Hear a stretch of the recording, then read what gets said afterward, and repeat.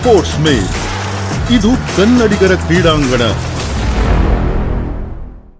ಸ್ನೇಹಿತರೆ ನಮಸ್ಕಾರ. ಸ್ಪೋರ್ಟ್ಸ್ ಮೇಲ್ಗೆ ಸ್ವಾಗತ. ನಾನು ಸೋಮಶೇಖರ್ ಪಡುಕೆರೆ.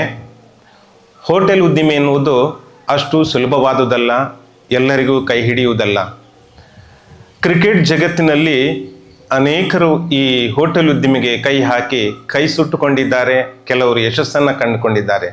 ಸಚಿನ್ ತೆಂಡೂಲ್ಕರ್, ಸೌರವ್ ಗಂಗೂಲಿ ಅವರಂಥ ಬ್ರಾಂಡ್ಗಳೇ ಇಲ್ಲಿ ವೈಫಲ್ಯ ಕಂಡಿವೆ.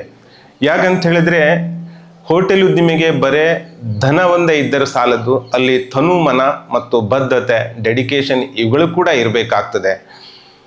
ವಿರಾಟ್ ಕೊಹ್ಲಿ ಅಂತವರು ಇಲ್ಲಿ ಯಶಸ್ಸು ಕಂಡಿದ್ದಾರೆ, ಜಹೀರ್ ಖಾನ್ ಅಂತವರು ಯಶಸ್ಸು ಕಂಡಿದ್ದಾರೆ, ಜಗತ್ತಿನ ಬೇರೆ ಇತರ ಕ್ರಿಕೆಟಿಗರು ಕೂಡ ಈ ಹೋಟೆಲ್ ಉದ್ದಿಮೆಯಲ್ಲಿ ಯಶಸ್ಸು ಕಂಡಿದ್ದಾರೆ.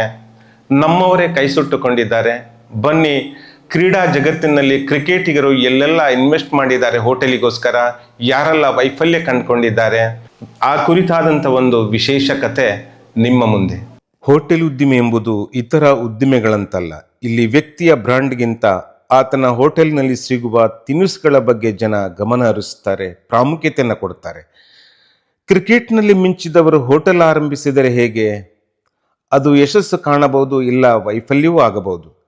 ಜಾಗತಿಕ ಕ್ರಿಕೆಟ್ನಲ್ಲಿ ಅನೇಕ ಆಟಗಾರರು ಹೋಟೆಲ್ ಉದ್ದಿಮೆ ಆರಂಭಿಸಿ ಕೈ ಸುಟ್ಟುಕೊಂಡಿದ್ದಾರೆ. ಅದರಲ್ಲಿ ಪ್ರಮುಖರು ಸಚಿನ್ ತೆಂಡೂಲ್ಕರ್ ಹಾಗೂ ಸೌರವ್ ಗಂಗೂಲಿ.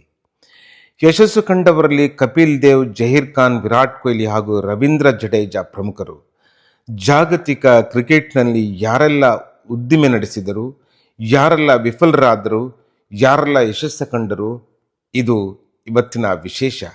ಕಪಿಲ್ ದೇವ್ 1983ರ ವಿಶ್ವ ವಿಜೇತ ತಂಡದ ನಾಯಕ ಕಪಿಲ್ ದೇವ್ ಅವರು ಭಾರತದಲ್ಲಿ ಹೋಟೆಲ್ ಉದ್ದಿಮೆ ಆರಂಭಿಸಿದ ಮೊದಲ ಕ್ರಿಕೆಟಿಗ. ಪಾಟ್ನಾದಲ್ಲಿ ಕಪಿಲ್ ದೇವ್ಸ್ 11 ಅತ್ಯಂತ ಜನಪ್ರಿಯ ಹೋಟೆಲ್ ಆಗಿದೆ. ಚಂಡೀಗಢದಲ್ಲಿ ಕ್ಯಾಪ್ಟನ್ಸ್ ರಿಟ್ರೀಟ್ ಹಾಗೂ 11ಸ್ ಕೂಡ ಕಪಿಲ್ ಮಾಲೀಕತ್ವದಲ್ಲಿದೆ. ಕಪಿಲ್ ದೇವ್ಗೆ ಹೋಟೆಲ್ ಉದ್ಯಮ ಕೈ ಹಿಡಿದಿದೆ. ಈ ಉದ್ದಿಮೆಯಲ್ಲಿ ಕೈ ಸುಟ್ಟುಕೊಂಡವರು ಸಚಿನ್ ತೆಂಡೂಲ್ಕರ್. ಕ್ರಿಕೆಟ್ ದಿಗ್ಗಜ ಸಚಿನ್ ತೆಂಡೂಲ್ಕರ್ ಕ್ರಿಕೆಟ್ ಅಂಗಣದಲ್ಲಿ ಯಶಸ್ಸು ಕಂಡಿರಬಹುದು, ಆದರೆ ಹೋಟೆಲ್ ಉದ್ದಿಮೆಯಲ್ಲಿ ಫ್ಲಾಪ್ ಶೋ. ಸಚಿನ್ ಮುಂಬೈ ಹಾಗೂ ಬೆಂಗಳೂರಿನಲ್ಲಿ ಸಚಿನ್ಸ್ ಹಾಗೂ ತೆಂಡೂಲ್ಕರ್ಸ್ ಎಂಬ ಹೋಟೆಲ್ಗಳನ್ನು ತೆರೆದರು. ಆದರೆ ಗಿರಾಕಿ ಫುಲ್, ವ್ಯಾಪಾರ ಡಲ್ ಆಗಿ 2007ರಲ್ಲಿ ಮುಚ್ಚಬೇಕಾಯಿತು. ಸೌರವ್ ಗಂಗೂಲಿ ಕ್ರಿಕೆಟ್ ವಲಯದಲ್ಲಿ ದಾದಾ ಎಂದೇ ಖ್ಯಾತರಾದ ಸೌರವ್ ಗಂಗೂಲಿ 2004ರಲ್ಲಿ ಕೋಲ್ಕತ್ತಾದಲ್ಲಿ ಸೌರವ್ಸ್ ಎಂಬ ಹೋಟೆಲ್ ತೆರೆಯುತ್ತಾರೆ. ಮೊದಲಿಗೆ ತಮ್ಮ ಹೆಸರನ್ನು ಬಳಸಿಕೊಂಡು, ಅಂದರೆ ಬ್ರಾಂಡ್ ಬಳಸಿಕೊಂಡು ಬೇರೆಯವರಿಗೆ ಹೋಟೆಲ್ ನಡೆಸಲು ನೀಡಿದರು. ನಂತರ ಯಶಸ್ಸು ಕಂಡಾಗ ತಾವೇ ನಡೆಸುವುದಾಗಿ ಮುಂದೆ ಬಂದರು. ಆದರೆ ರನ್ ಗಳಿಸಿದ ಹಾಗೆ ಹಣ ಗಳಿಸಲಾಗಲಿಲ್ಲ. 2011ರಲ್ಲಿ ಸೌರವ್ಸ್ ಮುಚ್ಚಲ್ಪಟ್ಟಿತು. ವೀರೇಂದ್ರ ಸೆಹ್ವಾಗ್ ಯಾವುದೇ ಪ್ರಭಾವ ಇಲ್ಲದೆ ತನ್ನ ಸ್ವಂತ ಪರಿಶ್ರಮದಿಂದ ಕ್ರಿಕೆಟ್ ಜಗತ್ತನ್ನು ಆಳಿದ ಮುಲ್ತಾನಿನ ಸುಲ್ತಾನ್ ಎಂದೇ ಖ್ಯಾತರಾದ ವೀರೇಂದ್ರ ಸೆಹ್ವಾಗ್ ಅಂತಾರಾಷ್ಟ್ರೀಯ ಶಾಲೆ ಹಾಗೂ ಉಡುಪಿನ ಉದ್ಯಮಕ್ಕೆ ಕೈ ಹಾಕುವ ಮೊದಲು ಹೋಟೆಲ್ ಆರಂಭಿಸಿದರು. ದೆಹಲಿಯ ಮೋತಿನಗರದಲ್ಲಿ ಸೆಹ್ವಾಗ್ಸ್ ಫೇವರಿಟ್ಸ್ ಎಂಬುದು ಅವರ ಹೋಟೆಲ್ ಆಗಿತ್ತು. ಆರಂಭದಲ್ಲಿ ಉತ್ತಮ ಗ್ರಾಹಕರು ಬರುತ್ತಿದ್ದರು, ಆದರೆ ಬರಬರುತ್ತಾ ಫಾರ್ಮ್ ಕಳೆದುಕೊಂಡ ಆಟಗಾರನಂತೆ ಹೋಟೆಲ್ಗೆ ಗ್ರಾಹಕರು ಬರುವುದು ಕಡಿಮೆ ಆಯಿತು. ನಂತರ ಮುಚ್ಚಬೇಕಾಯಿತು. ಅಜಯ್ ಜಡೇಜಾ ಭಾರತ ಕ್ರಿಕೆಟ್ ತಂಡದ ಮತ್ತೊಬ್ಬ ಅಬ್ಬರದ ಆಟಗಾರ. ಅಜಯ್ ಜಡೇಜಾ ಕೂಡ ಹೋಟೆಲ್ ಉದ್ಯಮಕ್ಕೆ ಕೈ ಹಾಕಿ ಕೈ ಸುಟ್ಟುಕೊಂಡವರು. ಭಾರತದ ಮಾಜಿ ಪ್ರಧಾನಿ ಲಾಲ್ ಬಹದ್ದೂರ್ ಶಾಸ್ತ್ರಿ ಅವರ ಮೊಮ್ಮಗ ದಿವಾಕರ ಶಾಸ್ತ್ರಿ ಅವರೊಂದಿಗೆ ಪಾಲುದಾರಿಕೆಯಲ್ಲಿ ದಿಲ್ಲಿಯಲ್ಲಿ ಸೆನ್ಸೋ ಹೆಸರಿನ ಹೋಟೆಲ್ ಆರಂಭಿಸಿದರು. ಆದರೆ ಈ ಹೋಟೆಲ್ ಹೆಚ್ಚು ಸಮಯ ನಡೆಯದೆ ಮುಚ್ಚಬೇಕಾಯಿತು. ವಿರಾಟ್ ಕೊಹ್ಲಿ ಭಾರತ ಕ್ರಿಕೆಟ್ ತಂಡದ ಶ್ರೇಷ್ಠ ಆಟಗಾರರಲ್ಲಿ ಒಬ್ಬರಾಗಿರುವ ವಿರಾಟ್ ಕೊಹ್ಲಿ ಅವರು ಯಾವುದೇ ಉದ್ಯಮಕ್ಕೆ ಕೈ ಹಾಕಿದರೂ ಯಶಸ್ಸು ಕಾಣುತ್ತಾರೆ. ಹೋಟೆಲ್ ಉದ್ಯಮೆಯು ಅವರಿಗೆ ಕೈ ಹಿಡಿದಿದೆ. ಮೊದಲು ದೆಹಲಿಯ RK ಪುರಂನಲ್ಲಿ ನ್ಯೂಎವಾ ಹೆಸರಿನ ಹೋಟೆಲ್ ಆರಂಭಿಸಿದರು. ಈಗ 18 ಕಮ್ಯೂನ್ ಭಾರತದಾದ್ಯಂತ ಪ್ರಸಿದ್ಧಿ ಪಡೆದಿದೆ. ಬೆಂಗಳೂರಿನ ಚಿನ್ನಸ್ವಾಮಿ ಸಮೀಪದಲ್ಲಿ ಕೊಹ್ಲಿ ಅವರ 18 ಕಮ್ಯೂನ್ ಇದೆ. ಅದೇ ರೀತಿ ಕೋಲ್ಕತಾ, ಮುಂಬೈ, ಮೊಹಾಲಿ, ದಿಲ್ಲಿ ಹಾಗೂ ಪುಣೆಯಲ್ಲಿಯೂ ಕೊಹ್ಲಿಯ 18 ಕಮ್ಯೂನ್ ಉತ್ತಮ ರೀತಿಯಲ್ಲಿ ನಡೆಯುತ್ತಿದೆ. ಜಹೀರ್ ಖಾನ್ ಹೋಟೆಲ್ ಉದ್ದಿಮೆಯಲ್ಲಿ ಕೈ ಹಾಕಿ ಯಶಸ್ಸು ಕಂಡುಬರಲಿ. ಭಾರತದ ವೇಗದ ಬೌಲರ್ ಜಹೀರ್ ಖಾನ್ ಕೂಡ ಒಬ್ಬರು. ಪುಣೆಯಲ್ಲಿ ಜಹೀರ್ ಖಾನ್ಸ್ ಫೈನ್ ಡೈನ್ ಜನರ ವಿಶ್ವಾಸಕ್ಕೆ ಪಾತ್ರವಾಗಿದೆ. 2005ರಲ್ಲಿ ಆರಂಭವಾದ ಈ ಹೋಟೆಲ್ನಲ್ಲಿ ಯಶಸ್ಸು ಕಂಡ ಬಳಿಕ ಜಹೀರ್ ಖಾನ್ 2013ರಲ್ಲಿ ಟಾಸ್ ಅಂಡ್ ಸ್ಪೋರ್ಟ್ಸ್ ಲಾಂಜ್ ಹೆಸರಿನಲ್ಲಿ ಮತ್ತೊಂದು ಬ್ರಾಂಡಿನ ಹೋಟೆಲ್ ಆರಂಭಿಸಿದ್ದಾರೆ. ನಗರದ ವಿವಿಧ ಭಾಗಗಳಲ್ಲಿ ಇದರ ಔಟ್ಲೆಟ್ ಇದೆ. ಜಹೀರ್ ಖಾನ್ಸ್ ಹಾಸ್ಪಿಟಾಲಿಟಿ ಹೆಸರಿನಲ್ಲಿ ನಡೆಸುತ್ತಿರುವ ಈ ಹೋಟೆಲ್ಗೆ ಅವರ ಸಹೋದರ ಅನೀಸ್ ಖಾನ್ ಪಾಲುದಾರರಾಗಿದ್ದಾರೆ. ರವೀಂದ್ರ ಜಡೇಜಾ ಭಾರತ ಕ್ರಿಕೆಟ್ ತಂಡದ ಎಡಗೈ ಸ್ಟಾರ್ ಆಟಗಾರ ರವೀಂದ್ರ ಜಡೇಜಾ ಬಹಳ ಬಡತನದಿಂದ ಬಂದವರು ಎಂದು ಜನ ಹೇಳುತ್ತಾರೆ. ಆದರೆ ಕ್ರಿಕೆಟ್ ಅವರನ್ನ ಶ್ರೀಮಂತರನ್ನಾಗಿ ಮಾಡಿದೆ. ಇದಕ್ಕೆ ಅವರು ಮಾಡಿದ ಸಾಧನೆಯೇ ಕಾರಣ. ರವೀಂದ್ರ ಜಡೇಜಾ ಅವರನ್ನು ಪ್ರೀತಿಯಿಂದ ಜಡ್ಡು ಎಂದು ಕರೆಯುತ್ತಾರೆ. ರವೀಂದ್ರ ಜಡೇಜಾ ಅವರು ರಾಜ್ಕೋಟ್ನಲ್ಲಿ ಜಡ್ಡೂಸ್ ಫುಡ್ ಫೀಲ್ಡ್ ಎಂಬ ಹೋಟೆಲಿನ ಮಾಲೀಕರು. 2012 ಡಿಸೆಂಬರ್ 12ರಂದು ಅವರಿಗೆ ಭಾರತ ತಂಡಕ್ಕೆ ಆಯ್ಕೆಯಾದ ಸಿಹಿ ಸುದ್ದಿ ಸಿಗುತ್ತದೆ. ಆ ಕಾರಣಕ್ಕಾಗಿ ಈ ಹೋಟೆಲನ್ನು 12/12/2012 ಅಂತ ಹೇಳಿದ್ರೆ 12/12/2012ರಂದು ಉದ್ಘಾಟನೆ ಮಾಡುತ್ತಾರೆ. ಉದ್ಘಾಟನೆಗೆ ಜಡ್ಡು ಇರಲಿಲ್ಲ, ಏಕೆಂದರೆ ಅವರು ನಾಗ್ಪುರದಲ್ಲಿ ಇಂಗ್ಲೆಂಡ್ ವಿರುದ್ಧ ಏಕದಿನ ಪಂದ್ಯವನ್ನಾಡಲು ಹೋಗಿದ್ದರು. ಅವರ ಜರ್ಸಿ ನಂಬರ್ ಕೂಡ 12. ಸುರೇಶ್ ರೈನಾ ಭಾರತದ ಕ್ರಿಕೆಟ್ ತಂಡದ ಇನ್ನೊಬ್ಬ ಆಲ್ರೌಂಡರ್. ಸುರೇಶ್ ರೈನಾ ಅವರು ನೆದರ್ಲೆಂಡ್ಸ್ನ ರಾಜಧಾನಿ ಆಮ್ಸ್ಟರ್ಡ್ಯಾಮ್ನಲ್ಲಿ ತಮ್ಮ ಸರ್ನೇಮ್ ಹೆಸರಿನಲ್ಲಿ ಅಂದರೆ ರೈನಾ ಹೆಸರಿನಲ್ಲಿ ಹೋಟೆಲ್ ಉದ್ಯಮ ಆರಂಭಿಸಿದೆ.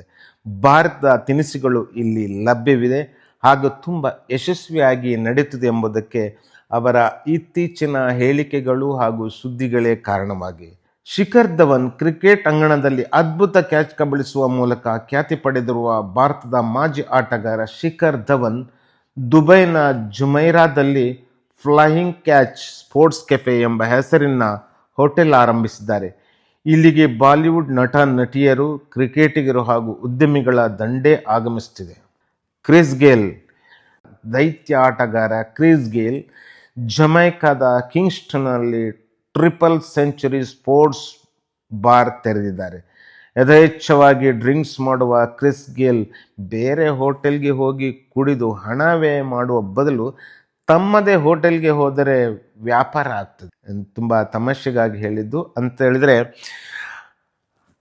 ಕ್ರಿಸ್ ಗೇಲ್ ಸ್ವಲ್ಪ ಬಿಯರ್ಗಳನ್ನು ಜಾಸ್ತಿ ಕುಡಿತಾರೆ. ಹಾಗಾಗಿ ಬೇರೆ ಹೋಟೆಲಿಗೆ ಹೋಗೋಕ್ಕಿಂತ ಅವ್ರ ಹೋಟೆಲಿಗೆ ಹೋದರೆ ಸ್ವಲ್ಪ ಬೇರೆಯವರಿಗೆ ವ್ಯಾಪಾರ ಆಗೋದು ತಪ್ತದೆ ಅಂತ. ಮೊಹಮ್ಮದ್ ಅಶ್ರಫುಲ್ ಬಾಂಗ್ಲಾದೇಶದ ಆಟಗಾರ ಮೊಹಮ್ಮದ್ ಅಶ್ರಫುಲ್ ಇತರ ಸ್ನೇಹಿತರ ಜೊತೆಗೂಡಿ ರಾಜಧಾನಿ ಢಾಕಾದಲ್ಲಿ ಸಿಂಚುವಾನ್ ಗಾರ್ಡನ್ ಹೆಸರಿನ ಹೋಟೆಲ್ ಆರಂಭಿಸಿದ್ದಾರೆ. ಮಹೇಲ ಜಯವರ್ಧನೆ ಕುಮಾರ ಸಂಗಕ್ಕಾರ ಶ್ರೀಲಂಕಾದ ಈ ಇಬ್ಬರು ಶ್ರೇಷ್ಠ ಆಟಗಾರರು ಜೋಡಿ ಕ್ರಿಕೆಟ್ ಅಂಗಣದಲ್ಲಿ ಮಾತ್ರವಲ್ಲ ಆಫ್ ದಿ ಫೀಲ್ಡ್ನಲ್ಲೂ ದಾಖಲೆ ಬರೆದಿದ್ದಾರೆ. ಕೊಲಂಬೋದಲ್ಲಿ ದಿ ಮಿನಿಸ್ಟ್ರಿ ಆಫ್ ಕ್ರ್ಯಾಬ್ ಎಂಬ ಸಮುದ್ರದ ಆಹಾರದ ಹೋಟೆಲ್ ಆರಂಭಿಸಿ ಜಗತ್ ಪ್ರಸಿದ್ಧಿ ಪಡೆದಿದ್ದಾರೆ. ಇಲ್ಲಿ ಏಡಿಯ ಖಾದ್ಯಗಳಿಗೆ ಜನ ಮುಗಿಬೀಳುತ್ತಾರೆ. ಲಂಕೆಯಲ್ಲಿ ಆದ ಯಶಸ್ಸನ್ನು ಕಂಡು ಅವರು ಭಾರತದ ವಾಣಿಜ್ಯ ನಗರ ಮುಂಬಯಿಯ ಮಾಹಿಮ್ನಲ್ಲಿ ಅದೇ ಹೆಸರಿನ ಹೋಟೆಲ್ ಆರಂಭಿಸಿ ಕೈ ಸುಟ್ಟುಕೊಂಡಿದ್ದಾರೆ. ನಂತರ ಮುಚ್ಚಬೇಕಾಯಿತು. ರಾಬಿನ್ ಉತ್ತಪ್ಪ ಮತ್ತು ಶ್ರೀಶಾಂತ್ ಕರ್ನಾಟಕದ ರಾಬಿನ್ ಉತ್ತಪ್ಪ ಹಾಗೂ ಕೇರಳದ ಶ್ರೀಶಾಂತ್ ಕ್ರಿಕೆಟ್ನಲ್ಲಿ ಸ್ವಲ್ಪ ಹಣ ಆಗುತ್ತಿದ್ದಂತೆ ಹೋಟೆಲ್ ಉದ್ಯಮಕ್ಕೆ ಕೈ ಹಾಕುತ್ತಾರೆ. ಬೆಂಗಳೂರಿನಲ್ಲಿ ಬ್ಯಾಟ್ ಅಂಡ್ ಬಾಲ್ ಇನ್ ಹೆಸರಿನ ಹೋಟೆಲ್ ಆರಂಭಿಸಿದರು. ಇವರ ಅಬ್ಬರದ ಬ್ಯಾಟಿಂಗ್ ಮತ್ತು ವೇಗದ ಬೌಲಿಂಗ್ ಕಾಂಬಿನೇಷನ್ಗೆ ಬೆಂಗಳೂರು ಜನ ಹೆಚ್ಚು ಮನಸ್ಸು ಮಾಡಲಿಲ್ಲ. ಗಿರಾಕಿ ಫುಲ್, ವ್ಯಾಪಾರ ಡಲ್ ಆಗಿ ಹೋಟೆಲ್ ಮುಚ್ಚಬೇಕಾಯಿತು. ಜೆ.ಕೆ. ಮಹೇಂದ್ರ ಕೇರಳದ ಮಾಜಿ ಆಟಗಾರ ಜೆ.ಕೆ. ಮಹೇಂದ್ರ ಅವರು ಚೆನ್ನೈನಲ್ಲಿ ಕ್ರಿಕೆಟ್ ಹಟ್ ಎಂಬ ಹೋಮ್ ಸ್ಟೇ ಆರಂಭಿಸಿ ಯಶಸ್ಸು ಕಂಡಿದ್ದಾರೆ. ಶೋಯಬ್ ಮಲಿಕ್ ಸಾನಿಯಾ ಮಿರ್ಜಾ ಅವರ ಮಾಜಿ ಪತಿ. ಪಾಕಿಸ್ತಾನ ಕ್ರಿಕೆಟ್ ತಂಡದ ಮಾಜಿ ಆಲ್ರೌಂಡರ್ ಆಟಗಾರ ಶೋಯಬ್ ಮಲಿಕ್ ಲಾಹೋರ್ನಲ್ಲಿ 2021ರಲ್ಲಿ ರೈಸ್ ಬೌಲ್ ಎಂಬ ಹೋಟೆಲ್ ಆರಂಭಿಸಿದ್ದು ಅದು ಯಶಸ್ವಿಯಾಗಿ ನಡೆಯುತ್ತಿದೆ ಎಂದು ವರದಿಗಳು ಹೇಳ್ತವೆ. ಶಾಕಿಬ್ ಅಲ್ ಹಸನ್ ಬಾಂಗ್ಲಾದೇಶದ ತರಲೆ ಆಲ್ರೌಂಡರ್ ಶಾಕಿಬ್ ಅಲ್ ಹಸನ್ ಅಂಗಣದಲ್ಲಿ ತರಲೆ ಮಾಡಿದರೂ ಉದ್ಯಮಿಯಲ್ಲಿ ಆಗುಣ ತೋರಿಸಿಲ್ಲ. ಢಾಕಾದ ಕಾಕ್ಸ್ ಬಜಾರ್ನಲ್ಲಿ ಅಂತಾರಾಷ್ಟ್ರೀಯ ಗುಣಮಟ್ಟದ ಕಾಕ್ಸ್ ಬಜಾರ್ ಚಾಂಗಿಂಗ್ ಹೆಸರಿನ ಹೋಟೆಲ್ ಆರಂಭಿಸಿದ್ದಾರೆ. ಅಲ್ಲದೆ ಇದಕ್ಕೂ ಮುನ್ನ ಬನಾನಿ ಎಂಬ ಪ್ರದೇಶದಲ್ಲಿ ಶಾಕಿಬ್ಸ್ ಡೈನ್ ಎಂಬ ಹೆಸರಿನ ಹೋಟೆಲ್ ಹೊಂದಿದ್ದಾರೆ. ಬಳಿಕ ಮಿರ್ಪುರ್ನಲ್ಲಿ ಇನ್ನೊಬ್ಬ ಆಟಗಾರ ಇಮ್ರುಲ್ ಕೈಸ್ ಜೊತೆಗೂಡಿ ಶಾಕಿಬ್ಸ್ 75 ಹೆಸರಿನ ಹೋಟೆಲ್ ಆರಂಭಿಸಿದ್ದಾರೆ. ಒಟ್ಟಾರೆ ಶಾಕಿಬ್ ಅಲ್ ಹಸನ್ ಆಫ್ ದಿ ಪಿಡ್ನಲ್ಲಿ ತುಂಬ ಎಥಿಕಲಿ ತುಂಬ ತಾಳ್ಮೆಯಿಂದ ವರ್ತಿಸಿದ ಕಾರಣ ಹೋಟೆಲ್ಗಳು ಯಶಸ್ಸಿನತ್ತ ಹೆಜ್ಜೆಗಾಲಿಡ್ತವೆ. ಮಹೇಂದ್ರ ಸಿಂಗ್ ಧೋನಿ. ಭಾರತ ಕ್ರಿಕೆಟ್ ತಂಡದ ಯಶಸ್ವಿ ನಾಯಕ ಮಹೇಂದ್ರ ಸಿಂಗ್ ಧೋನಿ ಅವರು ಶಾಕಾಹಾರಿ ಹೆಸರಿನ ಫುಡ್ ಔಟ್ಲೆಟ್ನಲ್ಲಿ ಹೂಡಿಕೆ ಮಾಡಿದ್ದಾರೆ ಎಂಬ ಸುದ್ದಿ ಇದೆ. ಅದರ ಪ್ರಚಾರ ಕಾರ್ಯದಲ್ಲೂ ಮಹೇಂದ್ರ ಸಿಂಗ್ ಧೋನಿ ತಾವೇ ತೊಡಗಿಸಿಕೊಂಡಿದ್ದರು. ಬೆಂಗಳೂರಿನ ಅಂತಾರಾಷ್ಟ್ರೀಯ ವಿಮಾನ ನಿಲ್ದಾಣದಲ್ಲಿ ಇದರ ಔಟ್ಲೆಟ್ ಇದೆ ಎಂದು ವರದಿಗಳು ಹೇಳುತ್ತಿವೆ. ಸ್ಟುವರ್ಟ್ ಬ್ರಾಡ್ ಹಾಗೂ ಹ್ಯಾರಿ ಗರ್ನಿ. ಇಂಗ್ಲೆಂಡಿನ ಇಬ್ಬರು ಮಾಜಿ ಆಟಗಾರರು cat and wicket pub company ಎಂಬ ಹೆಸರಿನ ಉದ್ದಿಮೆ ಆರಂಭಿಸಿದ್ದಾರೆ. ನಾಟಿಂಗ್ಹ್ಯಾಮ್ ಶೈರ್ನಲ್ಲಿ ಟಾಪ್ ಆ್ಯಂಡ್ ರನ್ ಮತ್ತು ಲೈಸೆಸ್ಟರ್ ಶೈರ್ನಲ್ಲಿ ಗ್ರಿಫಿನ್ ಇನ್ ಹೆಸರಿನ ಪಬ್ಗಳಿವೆ. ಮುಂದಿನ 5 ವರ್ಷಗಳಲ್ಲಿ 5 ಪಬ್ಗಳನ್ನು ತೆರೆಯುವ ಯೋಜನೆ ಇದೆ ಎಂದು ಬ್ರಾಡ್ ದಿ ಬಿಸಿನೆಸ್ ಡೆಸ್ಕ್ಗೆ ನೀಡಿದ ಸಂದರ್ಶನದಲ್ಲಿ ತಿಳಿಸಿದ್ದಾರೆ. ಹೀಗೆ ಕ್ರಿಕೆಟ್ ಜಗತ್ತಿನ ಅನೇಕ ದಿಗ್ಗಜರು ಹೋಟೆಲ್ ಉದ್ಯಮಕ್ಕೆ ಇಳಿದಿದ್ದಾರೆ. ಕೆಲವರು ಯಶಸ್ಸು ಕಂಡಿದ್ದಾರೆ, ಇನ್ನು ಕೆಲವರು ವೈಫಲ್ಯದ ಹಾದಿ ಹಿಡಿದರು. ಬದುಕಿನ ಇನ್ನಿಂಗ್ಸ್ನಲ್ಲಿ ಇದೆಲ್ಲ ಸಾಮಾನ್ಯ. ಆಟದಲ್ಲಿ ತೊಡಗಿಸಿಕೊಂಡಿದ್ದವರಿಗಂತೂ ಸೋಲು ಗೆಲುವಿನ ಬಗ್ಗೆ ಚೆನ್ನಾಗಿ ಅರಿವಿರುತ್ತದೆ.